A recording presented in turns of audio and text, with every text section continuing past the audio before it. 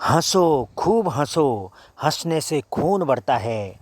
लेकिन दूसरे का मजाक उड़ाते हुए मत हंसो, नहीं तो खून घट भी जाएगा। यदि आपने किसी दुखी आदमी के साथ हंसी मजाक किया और उसने ले लिया उसको गंभीरता से, तो फिर वो आपको टेंशन दे देगा, बोलेगा मेरे को ऐसा क्यों बोला, मेरे को ऐसा क्यों बोला।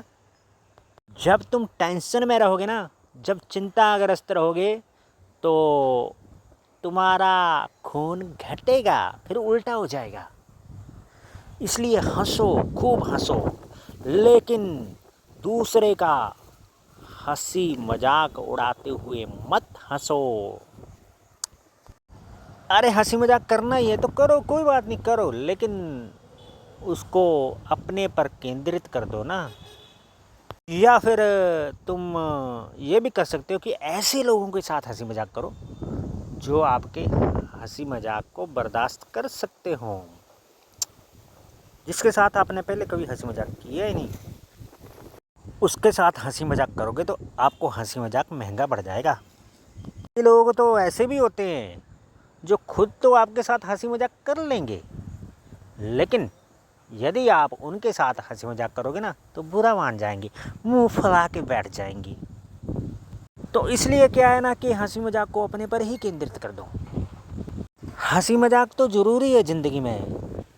ऐसा नहीं कि तुम बोलो कि यार मैं आज के बाद हंसी मजाक ही नहीं करूँगा, किसी के साथ मजाक नहीं करूँगा, हंसूँगा बोलूँगा नहीं। ये भी ठीक नहीं है। हंसी मजाक करो, लेकिन सोच समझ के करो। पहले सोचो जी, उसके बाद बोलो जी। यदि बिना सोचे समझे कुछ भी मुंह से बोल दोगे तो आपको पछताना ही पड़ेगा। इससे पहले कि आपको पछताना पड़े, सोच समझ के बोलो। बुजुर्गों ने ऐसे ही थोड़ी कहा है, पहले तोलो फिर बोलो। उन्होंने सोच समझ के ही ये कहा है। यदि तुम सोच समझ के बोलोगे ना तो आपकी सेहत के लिए भी अच्छा होगा, आपके रिश्तों के लिए भी अच्छा होगा, और समाज में भी तुम्हारी इज्जत बनी रहेगी। बिना सोचे समझे कुछ भी बोल दोगे तो फिर ये ना तुम्हारे स्वास्थ्य के लिए अच्छा होगा, ना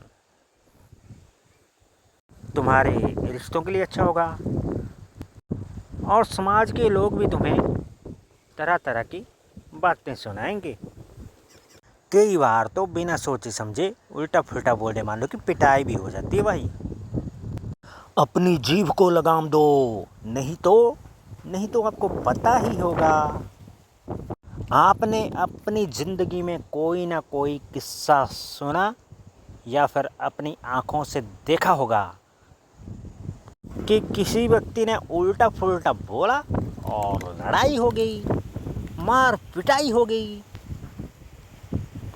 ये जीभ तो बड़ी कोमल होती है, कठोर दांतों के बीच में रहती है, लेकिन यदि इस जीभ से कुछ उल्टा फुल्टा निकल गया ना तो 32 के 32 दांत बाहर को आ जाते हैं।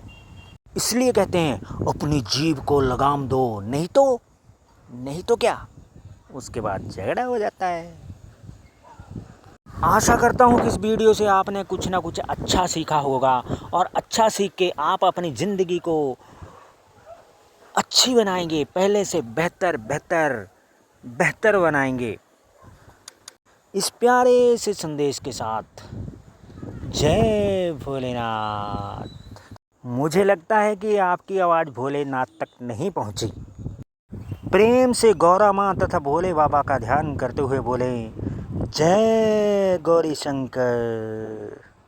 अब लगता है कि आपकी आवाज़ भोलेनाथ तक पहुंच गई। गौरा माँ ने आपकी आवाज़ को भोले शंकर तक पहुंचा दिया।